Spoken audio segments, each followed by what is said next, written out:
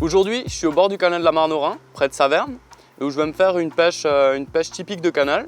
Donc moi, ça me fait particulièrement plaisir de vous présenter cette vidéo parce que c'est sur ce type de pêche que j'ai fait mes premières armes. La pêche en canal est une pêche technique où l'ensemble des étapes de l'installation, la préparation de l'amorce, les èches et des lignes sont primordiales pour réussir une belle journée de pêche. Donc je vais m'installer et on va voir tout ça ensemble.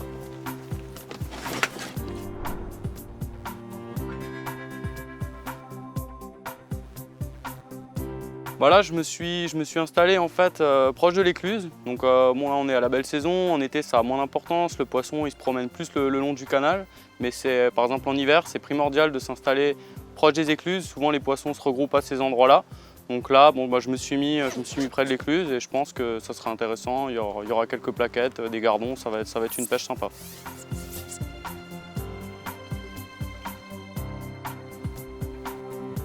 Pour les pêches en canal, on essaye souvent de chercher la recette miracle pour prendre plus de poissons. Moi, j'y crois pas forcément et j'accorde plus d'importance aux effets mécaniques de l'amorce. Donc, j'utilise à la base un mélange classique, donc un mélange plutôt neutre à base de chapelure, de biscuits et de graines. Mais par contre, j'ai une manière de la mouiller qui fera que ça la rendra plus efficace. Alors, dans un premier temps, ce que je fais, c'est que je la passe sur un tamis vraiment fin. Tout ça pour retirer en fait les plus grosses particules. Parce que ce que je veux, c'est un mélange qui sera plutôt dense et qui ne travaillera pas trop sur le fond. Ces grosses particules, une fois qu'elles seront gorgées d'eau, elles auront tendance à remonter vers la surface et ce n'est pas vraiment l'effet que je veux. Alors je la passe, donc, comme je vous ai dit, sur un tamis très fin avant même de la mouiller. Là j'ai pris 2 kg d'amorce, ça suffira largement pour faire une partie de pêche de 4 à 5 heures. Donc je la passe sur le petit tamis. Ça me permet vraiment de retirer les particules les plus grossières. Donc il n'en restera pas des tonnes, mais c'est vraiment ces particules que j'essaye de retirer. Voilà. Alors comme je vous disais, pour moi ce qui est important c'est l'effet mécanique de l'amorce. Alors comme souvent on va rajouter de la terre, donc là en l'occurrence c'est de la terre de somme noire, donc une terre plutôt classique. Mais par contre, plutôt que de la rajouter une fois l'amorce mouillée, je la rajoute directement dans l'amorce sèche et ensuite je mouillerai le tout. En fait ça va me permettre d'avoir un mélange plus dense, plus compact et qui va se poser sur le fond sans trop travailler. Parce que là il y a quand même pas mal de petits poissons. Moi au final ce que j'aimerais prendre c'est quand même des plaquettes qui sont plus jolies et ça sera plus efficace pour prendre ces poissons. Donc je rajoute la terre de somme. Donc là j'ai mis à peu près 2 kg de terre de somme. Donc 2 kg d'amorce, 2 kg de terre de somme, ça fait à peu près 50-50.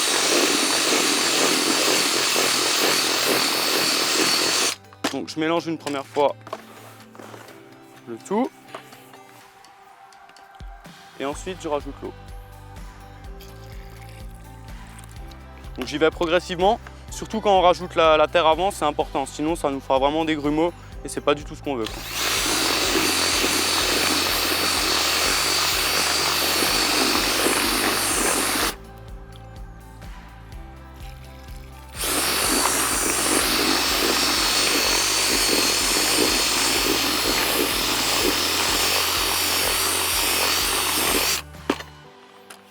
Je vais rajouter un peu d'eau et ensuite je laisserai les particules bien s'imbiber. Pendant ce temps, on préparera la terre, qui est également un élément important pour les pêches en canal.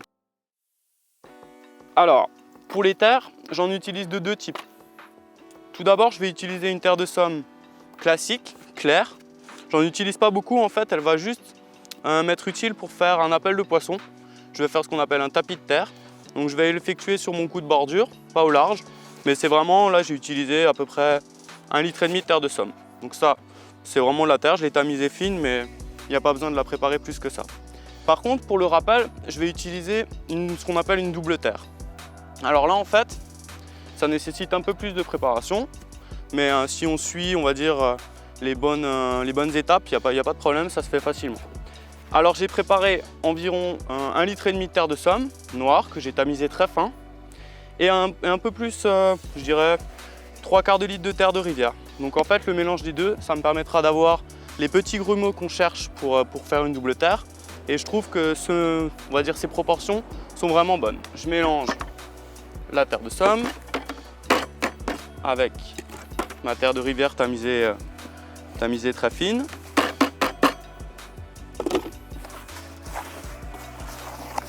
Et ensuite, je vais rajouter un liant, en fait, de la bentonite. Donc c'est ça qui va me permettre de recoller ma terre une fois que je vais rajouter de l'eau. Donc le dosage, j'en mets à peu près, je dirais, 1/8 de litre. C'est suffisant pour recoller. Si je vois qu'il n'y en a pas assez, je pourrais toujours en rajouter un peu par la suite. Donc là, pareil, je le mélange d'abord à la main. Pour l'humidifier, j'utilise un vaporisateur, parce que si je rajoutais l'eau en fait directement comme ça, j'en rajouterais trop à la fois et ça me ferait une gadoue qui serait inutilisable. Donc je rajoute l'eau avec mon batteur et je mélange en même temps.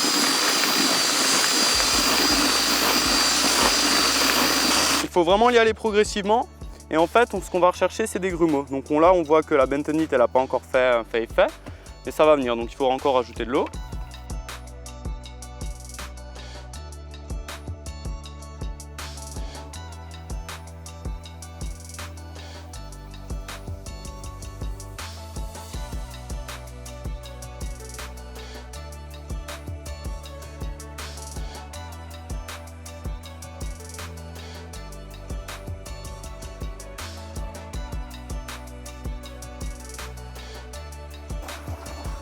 Voilà, donc là ça commence à prendre forme, vous voyez.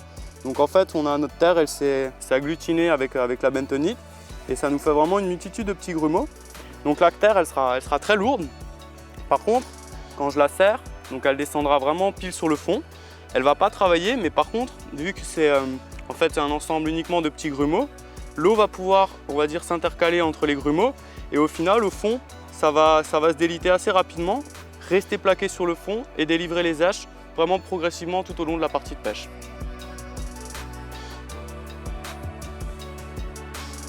Donc on est sur une pêche de canal assez technique, donc on ne va pas y manquer. Je vais utiliser du fouillis de verre de vase donc vivant, des vers de vase pour l'hameçon, un peu de fouillis congelé, donc ça c'est aussi important, des pinkies pareil congelés et quelques asticots pour mettre à l'hameçon. J'utilise deux types d'èches pour ce type de pêche, des èches vivantes et des èches mortes. En fait, ça c'est pas au hasard, ça a des raisons bien précises. Pour ma pêche de bordure, là où j'ai commencé ma pêche, je souhaite prendre des petits poissons.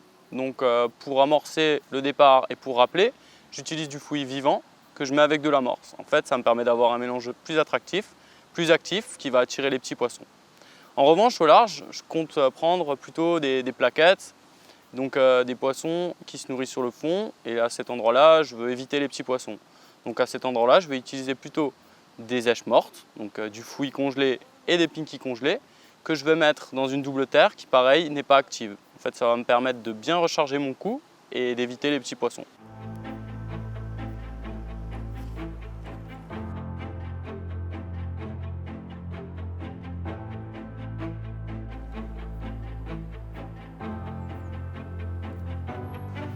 Donc là j'ai fini de sonder, j'ai décidé de faire deux coups. En fait un premier coup à la descente de la cassure, donc à environ 6 mètres du bord, et un deuxième coup au large à 11,50 mètres. Donc sur mon coup au bord, je vais d'abord réaliser un petit tapis de terre avec la terre de somme que je vous ai montré tout à l'heure, avec juste un peu de fouillis vivant dans la terre de somme. Par-dessus, je vais déposer à la coupelle environ 4 petites boules d'amorce avec un peu de fouillis vivant. La couleur jaune de la terre de somme me permet vraiment de faire une tache. C'est ça qui est important, de faire un contraste et pour attirer le poisson plus rapidement. Au large par contre, là je vais pas faire de bruit, je vais tout mettre à la coupelle et je vais déposer environ 10 boules d'amorce avec pareil un tout petit peu de fouillis vivant. Et ensuite je vais déposer par-dessus mes boules donc de double terre avec un peu de fouillis congelé et des pinkies morts.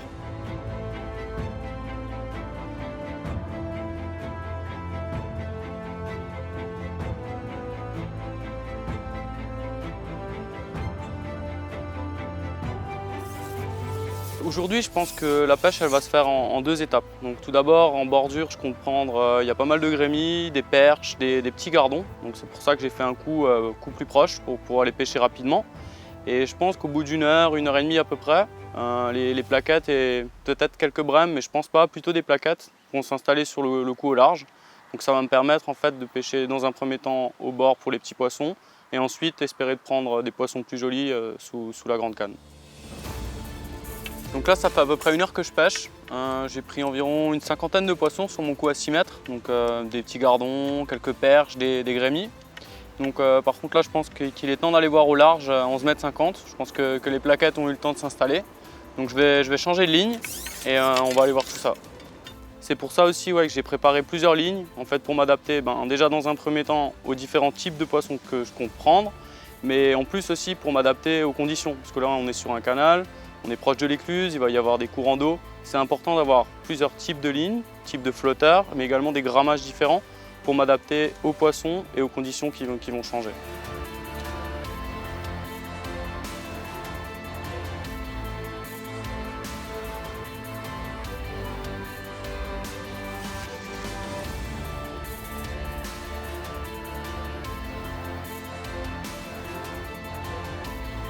Alors concernant les lignes que j'ai utilisées aujourd'hui pour cette pêche de canal, j'ai décidé de monter 5 kits avec des lignes différentes. Alors tout d'abord, 2 lignes pour la pêche de bordure. Donc là, c'est des lignes qui sont montées sur des cordes de ligne en 10 centièmes.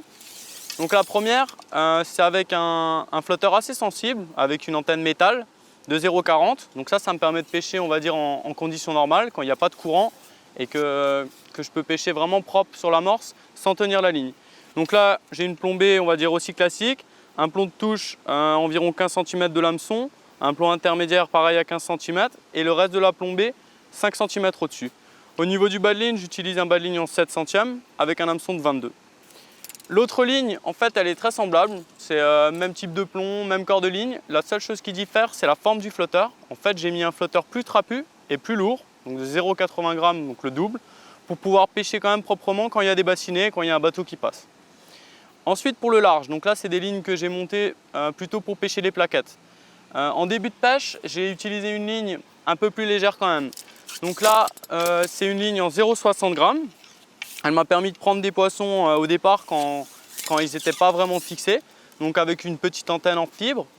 Et pareil que sur les lignes pour la bordure, une plombée avec un plomb de touche à 15 cm, un plomb intermédiaire et le reste de la plombée au-dessus. Au niveau de l'hameçon, là j'avais un hameçon de 20, assez fin de fer, sur du 8 centièmes et un bas de ligne en 15 cm, pareil. Ensuite j'ai monté 2 autres lignes pour pêcher plutôt les plaquettes, donc sur le fond. Donc là c'est des lignes avec des corps de ligne en 11 centièmes et des flotteurs plus trapus. Donc là c'est des flotteurs type boule, donc avec un bon corps qui va me permettre de pêcher bien stable et une antenne assez porteuse, donc que j'ai noyée volontairement pour pouvoir bien voir les touches en relevé que font les plaquettes la plupart du temps. Au niveau de la plombée, c'est pas du tout pareil que pour mes autres lignes, donc les lignes que j'ai pour la bordure et pour la ligne légère que j'utilisais au départ. Donc en fait, j'ai un groupe de 3 plombs, donc là c'est des plombs de 11, qui me permettent 2 choses. En fait, ça me permet déjà de stabiliser ma ligne sur le fond, et en plus, ça me permet de bien visualiser les touches à la relevée que font généralement les plaquettes. Donc les plaquettes, c'est un poisson qui généralement ils se tiennent un peu au-dessus du fond, ils descendent pour prendre lèche et ils remontent. Donc en fait, c'est pour ça qu'on a souvent des touches à la relevée. Le fait d'avoir 3 plombs, ça me permet de mieux voir ces touches. Donc 3 plombs de 11 collés au raccord du bas de ligne et environ 30 cm au-dessus, j'ai une olivette pour que ça soit bien stable et 3 plombs micro-cubes donc qui me permettent vraiment de régler l'équilibrage de mon flotteur comme je le veux. Au niveau de l'hameçon, donc là j'ai des hameçons un peu plus forts de fer et un peu plus larges pour ne pas décrocher les poissons, donc les plaquettes qui ont souvent des bouches quand même assez fragiles. Et là je suis parti sur un hameçon de 20 sur un bas de ligne en 8 centièmes. L'autre ligne c'est exactement la même, un flotteur d'1 gramme. La seule chose qui diffère c'est l'antenne qui est plus fine. Donc si jamais vraiment elles sont chipoteuses, mais que je dois quand même pêcher avec une nage qui soit stable sur le fond. Au début du mois d'août, Kourou a sorti les nouveaux flotteurs qui sont destinés aux pêches au cou à la grande canne. Donc en fait, c'est des flotteurs qui ont été mis au point par Mick Wilkinson, qui est vraiment un expert dans la création de flotteurs. Donc là, il y a 3 modèles qui sont sortis. Je vais vous expliquer un peu pourquoi je les utilise. Donc le premier, c'est le diamant. Donc comme son nom l'indique, c'est un flotteur vraiment en forme de diamant. Il est équipé d'une quille en fibre de verre qui est traversante, ça le rend vraiment très solide, et d'une antenne creuse en plastique de 1,8 mm. Moi je l'utilise principalement pour les pêches de carpe, donc à la grande canne, quand je dois pêcher au maïs à 5-6 mètres du bord. C'est vraiment un flotteur qui est très stable, il a quand même une quille assez longue, donc ça me permet de pêcher propre sur le fond avec des haches assez lourdes, donc ouais, comme du maïs ou des pellets. Ensuite, on a 2 flotteurs qui sont assez semblables, c'est les Plinger. Donc en fait, le premier modèle, c'est c'est un modèle avec une quille en fer. C'est un modèle trapu, vraiment une boule. Pareil, la quille est traversante, ça le rend très solide et il a une antenne creuse d'1,5 mm. Donc ça rend l'antenne très visible et très stable. Moi, c'est un flotteur que j'utilise pour les pêches de plaquettes, de brème, donc plutôt les pêches de beaux poissons. Quand il s'agit de vraiment pêcher avec une antenne noyée, ça me permet vraiment de la voir. Ensuite, on va dire le deuxième flotteur, il a des caractéristiques identiques. La seule différence, c'est sa quille, donc c'est une quille en carbone. Donc celui-là, je l'utilise dans les mêmes conditions, mais plutôt quand, au travers de ces beaux poissons, il y a aussi des carpes. Pourquoi? Parce qu'en fait, ça arrive que quand je cherche des plaquettes ou des brèmes, quand je pique une carpe et que je la décroche, parce que forcément, ce n'est pas le poisson que je recherche, il me faut une quille qui est plus solide et qui ne se tordra pas, qui ne se cassera pas pendant ma partie de pêche. Donc en fait, c'est un flotteur que j'utilise quand il y a de plus jolis poissons. Bon bah voilà, la journée de pêche se termine. On a pu faire une jolie bourriche. Donc il y a environ 60-80 petits poissons, des gardons, quelques grémis, des perches et puis environ 10 plaquettes que j'ai pu prendre sur mon coup au large. J'ai même eu la chance de prendre une jolie tanche. Donc voilà, on va relâcher tout ce beau monde et on aura passé une belle journée au bord de ce canal.